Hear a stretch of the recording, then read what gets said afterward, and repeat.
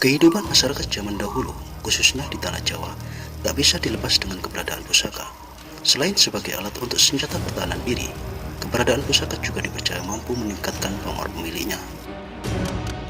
Pusaka keramat milik pendekar-pendekar tanah Jawa kala itu tak asal dibuat begitu saja.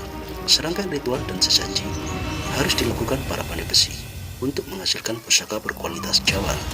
Bahkan, beberapa pusaka diantaranya juga tercipta dari proses di luar nalar yang tak bisa dijangkau nalar manusia.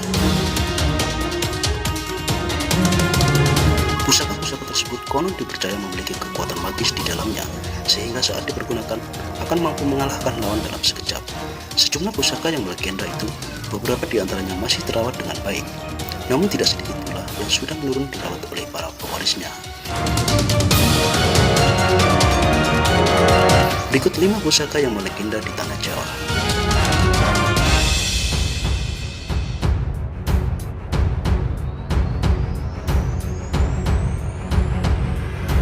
Ontokusumo. Benda ini merupakan sebuah kain berbentuk rompi. Konon, rompi ini merupakan peninggalan dari Nabi Muhammad yang diwarisi secara turun-temurun dan sampailah ke tangan Sunan Kalijaga. Ontokusumo didapatkan Sunan Kalijaga setelah ia khatam Al-Quran pada malam Jumat Legi. Saat itu, Sunan Kalijaga bersama wali lain tengah berkumpul di Masjid Agung Demak dan tiba-tiba mendapati sepucuk surat yang berisi pesan jika ia akan memperoleh hadiah berupa rompi terbuat dari kulit kambing peninggalan Nabi Muhammad.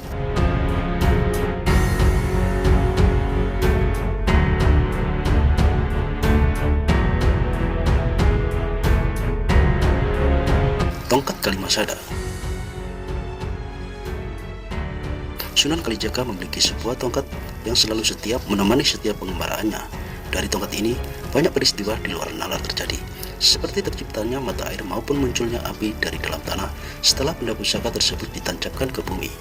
Konon tongkat warna hitam milik Sunan Kalijaga berasal dari kayu Kalimasada. Pohon kayu Kalimasada ini berasal dari Pulau Karimun Jawa, Jepara, Jawa Tengah.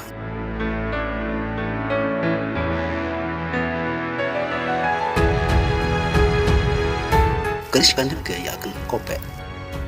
Keris ini merupakan pusaka utama di lingkungan Keraton Yogyakarta. Pusaka ini hanya dipegang oleh Sultan yang tengah bertahta di Keraton Yogyakarta. Keris Kanjeng Kyai Ageng Kopek ini berlambang Sultan sebagai pemimpin rohani dan duniawi.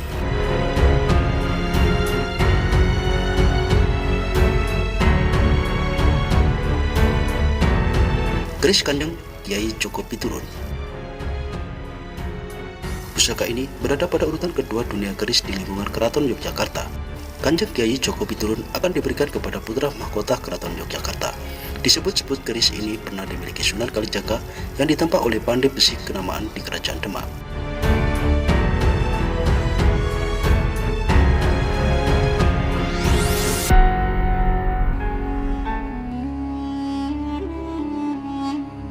Tombak Kanjeng Kiai Kleret. Kanjeng Kiai Kleret merupakan tombak milik Danang Sutawojo atau Panembahan Senopati pendiri Keraton Mataram. Konon Kanjeng Kiai Kleret ini merupakan sperma dari Syekh Maulana Maghribi. Saat itu, Syekh Maulana Maghribi tak sengaja melihat adik perempuan Sunan Kalijaga, Parawulan, yang tengah mandi di sendang peci. Sperma Syekh Maulana Maghribi kemudian menetes ke air sendang hingga akhirnya Rasya Wulan menjadi hamil.